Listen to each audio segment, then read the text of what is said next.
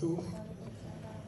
Sebelumnya saya ingin mengucapkan terima kasih untuk teman-teman wartawan yang sudah menyempatkan waktunya, Pak Ustadz Ali yang sudah turut hadir mendoakan kami, kemudian sebuah kehormatan dan kebahagiaan bagi saya bisa bersama dengan semua yang ada di sini di sebelah saya, Kang Wawan Sofyan, Jani, Maudi, Hana, Glory. Terima kasih sudah bersama-sama kita membawa ataupun mempersembahkan karya ini. Sebetulnya ini adalah persembahan untuk kemerdekaan Indonesia yang ke-80. Kemudian ini juga adalah wujud penghargaan dan cinta kami kepada jasa-jasa dan apa yang telah dibuat oleh pahlawan-pahlawan kita terdahulu, khususnya pahlawan-pahlawan perempuan yang mungkin tidak semuanya kita ketahui. Jadi memang konsep monoplay ini kalau boleh saya cerita, awalnya sebetulnya bukan seperti ini ya Kang. Saya ngobrol sama Kang Wawan ini sudah setahun yang lalu, ya Kang? Iya setahun gak sih? Setahun ya. Jadi saya bilang, Kang, saya tuh pengen mengangkat tokoh-tokoh pahlawan lewat sebuah pertunjukan. Kemudian kita mulai menyisir dan memilih gitu ya pahlawan-pahlawan siapa yang akan kita angkat. Pada awalnya saya tuh pernah mengangkat Laksamana Kemalahayati terlebih dahulu. Sebetulnya itu adalah sebuah komitmen dari kami, dari Kiana Film, untuk tidak hanya menghadirkan karya-karya yang menghibur, tetapi kami juga ingin menghadirkan karya-karya yang edukatif, yang menginspirasi, baik dari sisi konteks sosial, kemanusiaan, nasionalisme. Jadi dari mulai Malahayati sebetulnya awalnya sampai akhirnya aku terinspirasi gitu, tergerak untuk masih banyak nih, tidak hanya Malahayati yang belum kita ketahui. Jadi saya tergelitik untuk membaca kisah-kisah begitu banyak pahlawan sampai akhirnya saya dan Kang Wawan memilih 6. Yang tadinya awalnya ini adalah sebetulnya 8. Ya, bahkan sebelumnya ada 12 menjadi 8 dan akhirnya menjadi 6.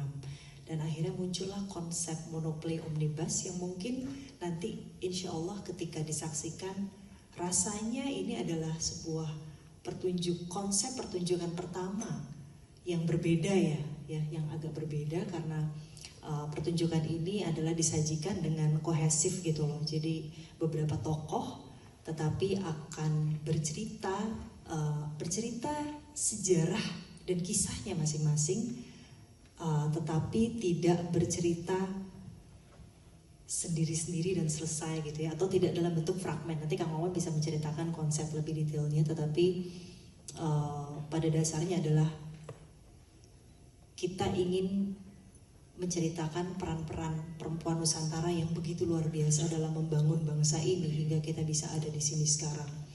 Dan khususnya juga perjuangan-perjuangan mereka ini bisa dikatakan sebetulnya apa yang mereka perjuangkan tuh sebetulnya sejajar dan masih sangat relevan dengan apa yang kita perjuangan hingga hari ini.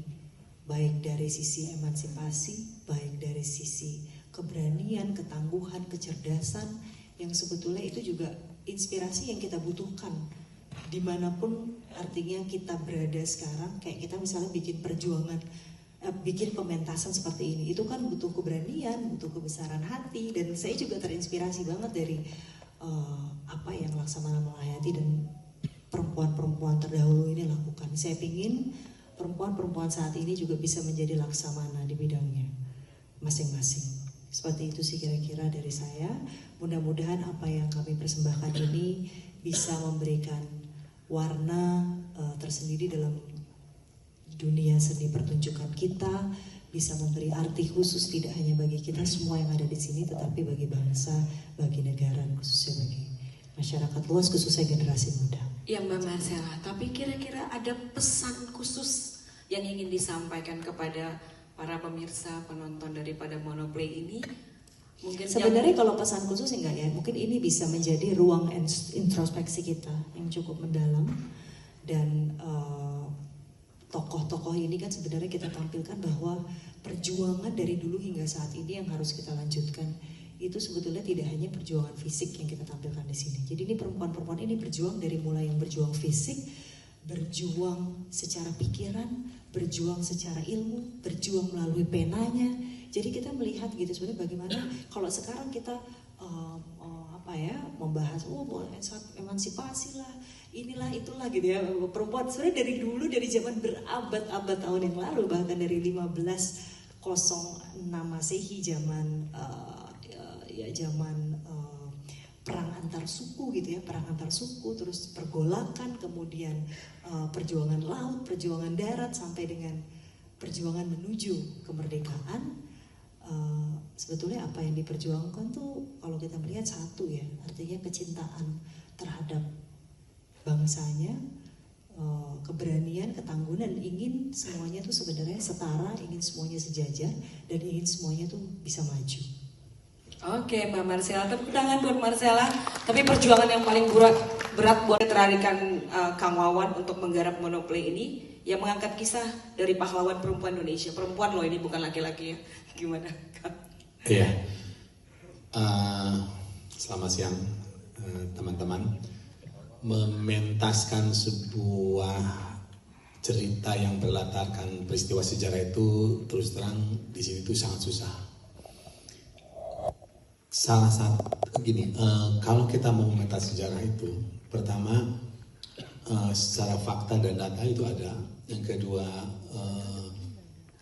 historiografinya jelas, dan yang ketiga ada fiksi di situ. Nah, ketika di fiksi itulah kadang-kadang menjadi debatable. Tapi kami yakin bahwa apa yang kami pentaskan itu memberikan sebuah ruang diskusi yang akan lebih luas itu nantinya. Nah, teman-teman, secara tidak sadar sebenarnya dalam melalui Monoplay ini kita sedang membuka sebuah lembaran penjajahan di Nusantara. Tokoh-tokoh awal itu adalah perempuan-perempuan yang bergerak di laut, Malayati, Kalinyamat, kemudian juga Marstati Hau juga itu meninggalnya di laut juga itu. Kemudian ketika Demak hancur, Jepara, kemudian Malaka diambil alih oleh Portugis, maka perlawanan perempuan itu atau Indonesia khususnya itu Nusantara itu adalah bergerak ke arah darat itu. Muncullah Nyi Ageng Serang yang jarang sekali dibicarakan kalau kita bicara tentang perang Jawa gitu. Padahal di situ banyak sekali perempuan yang ikut berjuang dengan Pangeran Diponegoro.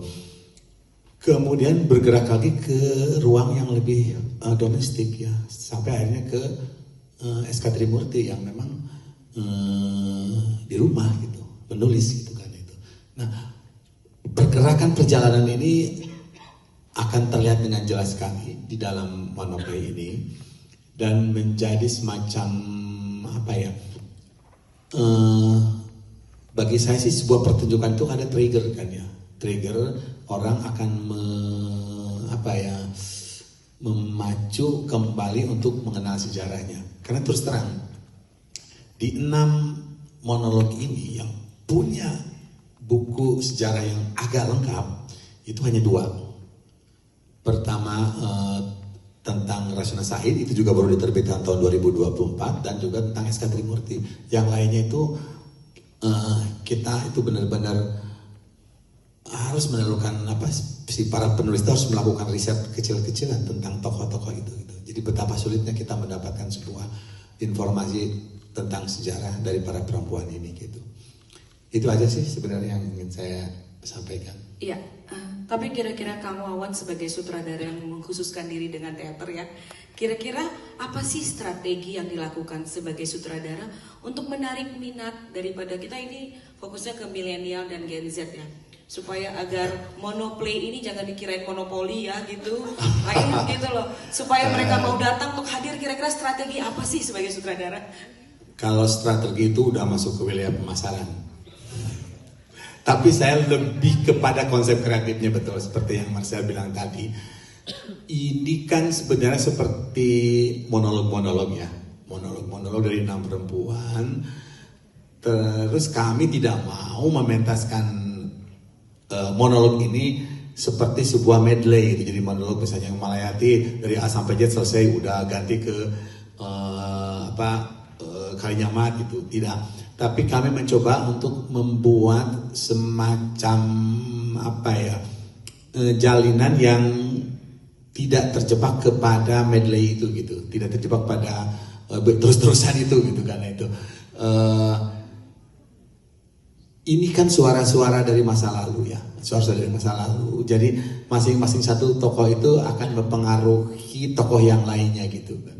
Ada satu benang merah, nanti bisa teman-teman tangkap dari pementasan ini kira-kira apa gitu.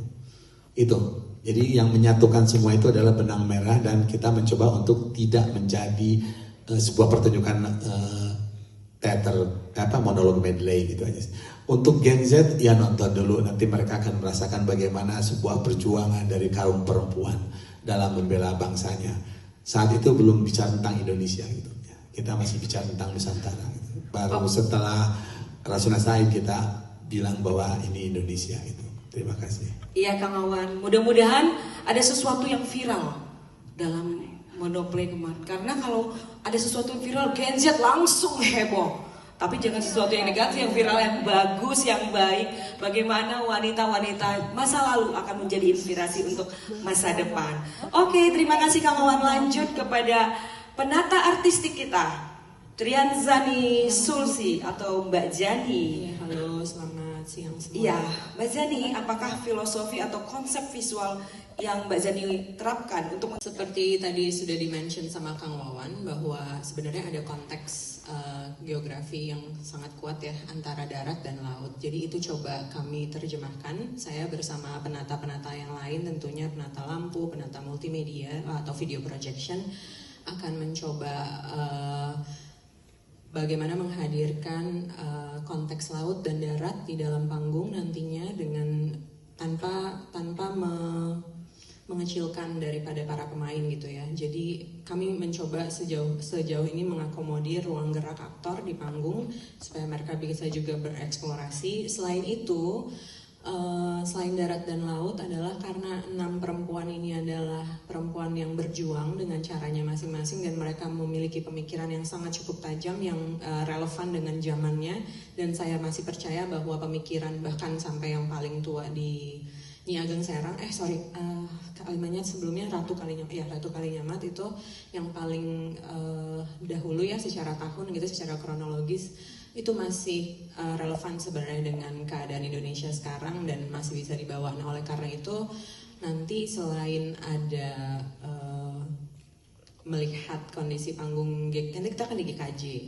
Jadi mungkin akan ada permainan elevasi untuk melihat darat dan laut, kemudian tentunya ada background visual yang menguatkan keberadaan setiap aktornya melalui multimedia, juga penataan cahaya gitu. Panggungnya sendiri, karena ini panggung untuk perempuan, saya pikir bahasa yang feminin harus cukup dihadirkan di sini dengan cukup kuat gitu ya, melalui garis-garis lengkung yang curvy, tentunya bukan yang tajam dan geometrical gitu. Jadi sesuatu yang lembut namun kuat itu harus tetap hadir di dalam panggung ini. Jadi kalau bisa disimpulkan mungkin ada kelembutan dan ada kekuatan di sana karena mereka tetap memiliki pemikiran yang tajam untuk umatnya atau rakyatnya pada saat itu ya, pada zamannya lah gitu. Begitu kurang lebih. Oke Mbak, mudah-mudahan bisa membawakan sesuatu yang menarik. Karena saya sendiri kesini ini 30 tahun yang lalu, dan ini sama aja juga begini, juga Gedung Kesenian Jakarta. Terima kasih bahwa kita kembali ke sini loh. Gitu. Mudah-mudahan dengan sesuatu hal yang berbeda kita melihat bahwa yang masa lalu bisa membuat yang lebih baik lagi di masa depan. Oke, terima kasih. Selanjutnya